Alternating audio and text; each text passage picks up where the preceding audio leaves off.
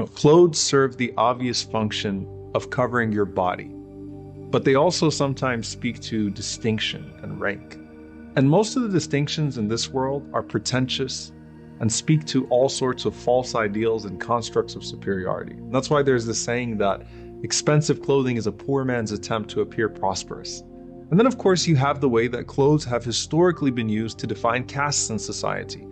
And that's why in Hajj, the Ihram is a means of removing distinction and equalizing all people before Allah subhanahu wa ta'ala.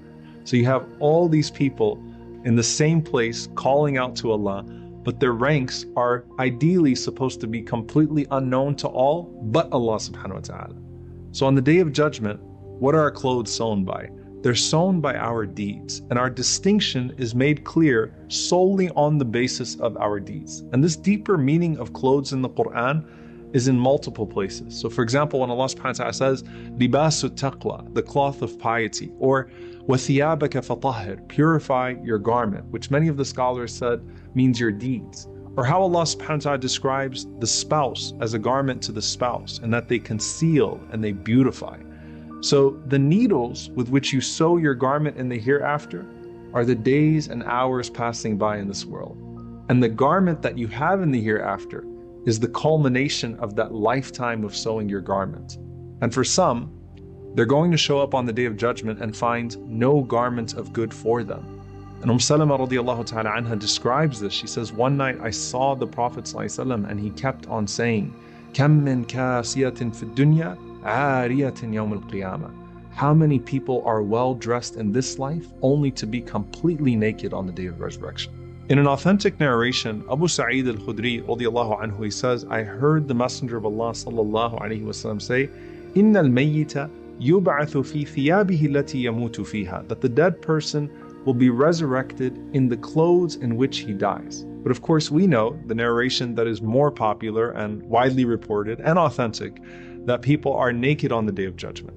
Some scholars said that this is at some point on the Day of Judgment, meaning you first show up out of your grave with the clothes that you had at death, and then they're taken away.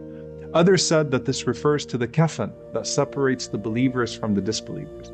And some said this refers to your deeds. In any case, we have sufficient evidence to say that the priority and choice of clothing on the Day of Judgment is based upon righteousness, and it specifically surrounds this notion of honor. And honor is through two ways, through personal piety, and then it's through honoring others, your brothers and sisters. Now, the first person the Prophet ﷺ told us is going to be dressed on the Day of Judgment is our father Ibrahim alayhi salam. And the scholars say that's not just because he was constant in praying for honor on the Day of Judgment, but it's because of the humiliation of when he was stripped in front of the people and thrown into a fire. So look how Allah subhanahu wa ta'ala makes it up to him. He's brought forth in front of all of the people on the Day of Judgment, just as he was brought forth in front of his people in this life. But this time, he's given this special garment that's reserved for him while everybody else is waiting for their turn.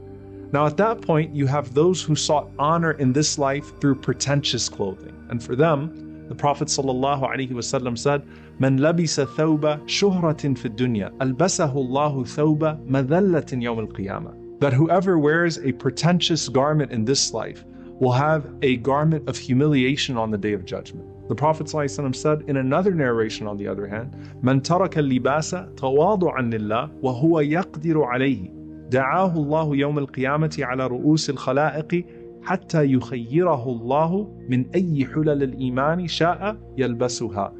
Whoever gives up fine clothes due to humility for the sake of Allah subhanahu wa ta'ala, even though he is able to wear them, Allah will call him on the Day of Judgment in front of all creation that he may choose any garment of faith that he desires to wear.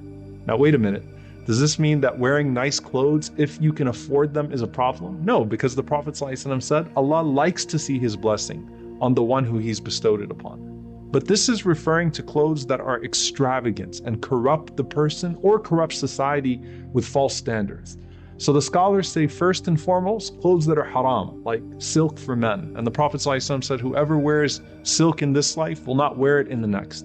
Then you have clothes that people can't afford, so it makes them feel bad and it sets a bad trend in society. Then you have clothes that are worn to show off, So the permissible, pure, and modest, even if nice, is what is preferable. Now beyond that, remember the Quran and Sadaqah being your companion and your shade. They continue to bear their blessings here when it comes to your clothing. Firstly, you have with the Quran. The Prophet ﷺ said, the Quran comes and it says to its companion, O Lord, decorate him. So he's then clothed with a crown of nobility.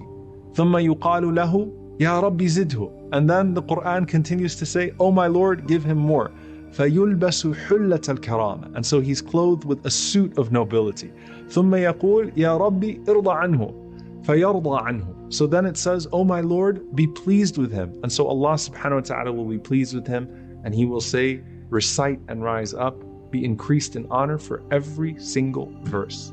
But it doesn't just stop with that companion of Quran.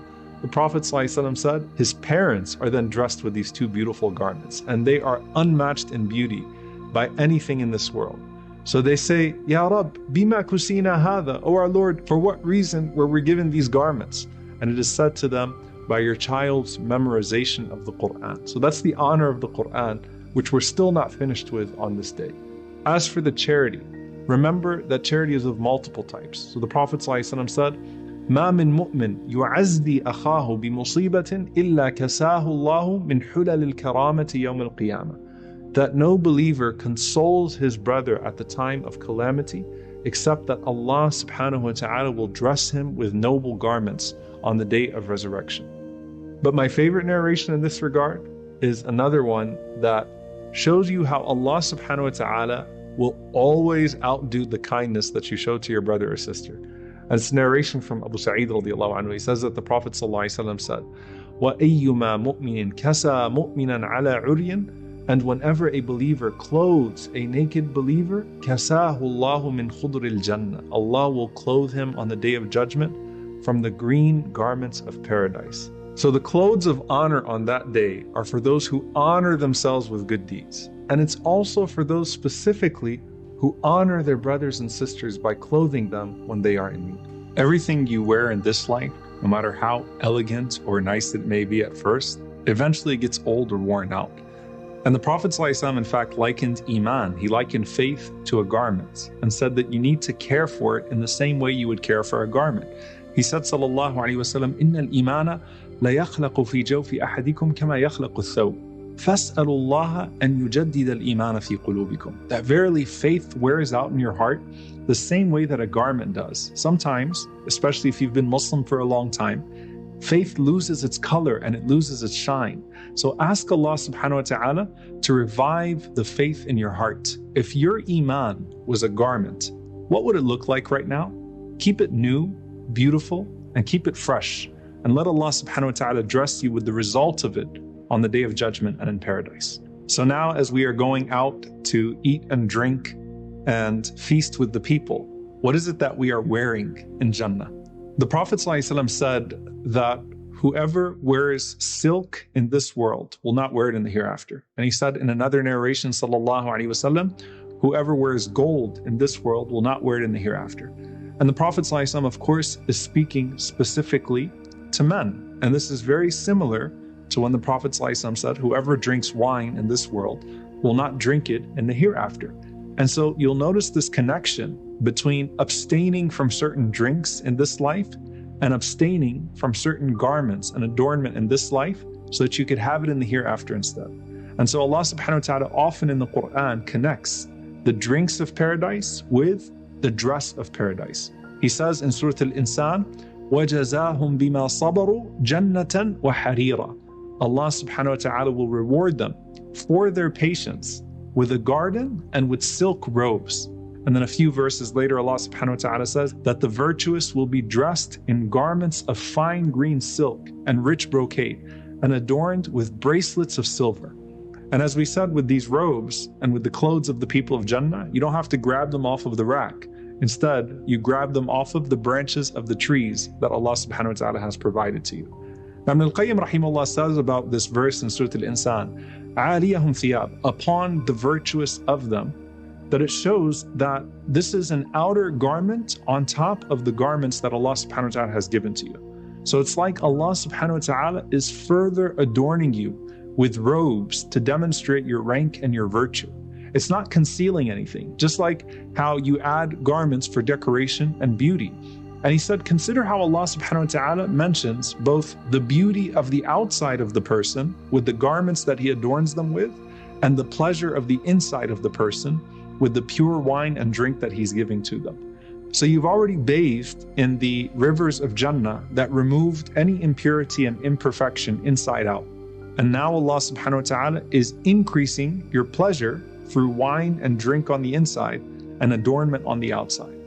And if the drinks are precise in Jannah, when Allah subhanahu wa ta'ala says, قَدَّرُوهَا تَقْدِيرًا, they're in perfect proportion, imagine how perfectly fitted the tailored clothes of Jannah are. And Allah subhanahu wa ta'ala says, يُحَلَّوْنَ فِيهَا مِنْ أَسَاوِرَ مِنْ ذَهَبٍ وَلُؤْلُؤًا وَلِبَاسُهُمْ فِيهَا حَرِيرٌ. And here they will be adorned with golden bracelets and pearls, and there they will have silken garments. Now you have the wine, and you have the silk garments, and now you have gold bracelets. And these bracelets will not just be gold, but they'll also have exotic pearls on them. And how are the bracelets being made? Now, subhanAllah, we mentioned in the previous episode that you have a bull that is grazing in Jannah, ready to be sacrificed for you. So is there a jeweler in Jannah for you? Ka'b radiyallahu ta'ala anhu said that Allah subhanahu wa ta'ala has created an angel who is assigned with the duty of shaping the jewelry of the people of paradise until the day of judgment. So just like your palaces, your food, your drink, your gardens are already in preparation, your jewelry is already being made by an angel in paradise. And he said that if one bangle of the jewelry of the people of paradise was brought out, it would diminish the light of the sun. So imagine if the entire sets of jewelry of the people of paradise were shown to this world. SubhanAllah, people try to stack valleys of gold in this life, and they're never satisfied, even though they know they can't take it with them to the grave. But imagine 1 carat of gold, 1 pearl from Jannah, is better than the entire world and everything that is within it. And the Prophet ﷺ confirmed this in one hadith. He said, if as little as what could be placed on a fingernail of what is in paradise were to become apparent to the people of this world, it would have beautified the entirety of the heavens and the earth. And if a man among the people of paradise were to appear and his bracelets were made apparent, it would blot out the light of the sun. In another narration, 1 pearl from the dress of a woman of paradise would light up what is between the east and the west. And in one narration, the Prophet ﷺ said, they will have bracelets of gold and silver, garlands of pearl and ruby, and they will have crowns on them, like the crowns of kings. But what are these crowns on their heads from? And is there a difference between them? While everyone in Jannah has some sort of a crown, not all crowns are equal. And the greatest crown is the crown of the Quran for the Hufaz and for their parents. The Prophet ﷺ said that the parents of the one who memorizes the Quran will be dressed with 2 robes, which could not be valued by anything in this world. And they will say as they are being dressed with this robe, Ya Rabb, O our Lord, why are we given this? And it will be said to them, because of your child's learning of the Quran. And of course, the Shaheed has a crown that is unlike any other crown. And it's narrated from Al-Miqdad radiyallahu ta'ala anhu that a crown of honor will be placed upon the head of the Shaheed. 1 ruby of that crown is better than this world and everything that is in it. Now, as for the combs, and why do you need combs if your hair is never disheveled, right? The combs are of gold, and that's merely to add beauty. So every time you comb your hair in Jannah, it merely adds to its beauty, but you're not fixing anything in Jannah. In the same way that we have perfume, even though the Prophet ﷺ said what? We naturally smell like musk. So this is just to add to your fragrance in Al-Jannah. And of course, this is the same thing with the outer garments that we mentioned that don't need to conceal anything, but only further beautify us. Now, before you ask yourself what type of garment you would want in paradise, ask yourself now, what type of a garment are you in this dunya? Do you conceal your brother's faults so that you may be concealed and beautified in paradise? If you're married, are you a garment to your spouse? Hunna libasun lakum wa antum libasun lahun. You are a garment to them, and they are a garment to you. Do you clothe yourself out of modesty in this life? Because the Prophet ﷺ mentioned that those who are dressed, but in actuality not really wearing anything, would not even smell Jannah. Do you clothe your brothers and sisters in need out of gratitude, so that Allah, Ash-Shakur, clothes you in a way that makes you forever grateful in Jannah? And finally, do you adorn yourself with libas taqwa, the garment of piety, none of which is more beautiful than the Quran?